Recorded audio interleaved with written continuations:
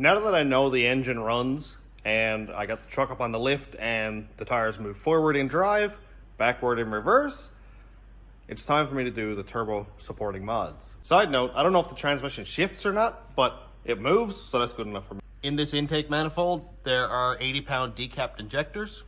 I'll be putting those in. 80 pounds per hour is more than enough to support the power that I'm going after. And seeing that I have the bed off, I can go ahead and put the bigger pump in.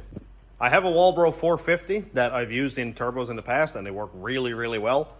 Also, Matt Stansbury sent me a pump. One of these, I think, is a Hellcat pump. I'm guessing it's going to be this one. And this one, I think, actually kind of looks like a Walbro itself, so I may end up using this one. I'm not quite sure yet, but I'm going to look all this over, and I may end up using this full harness also.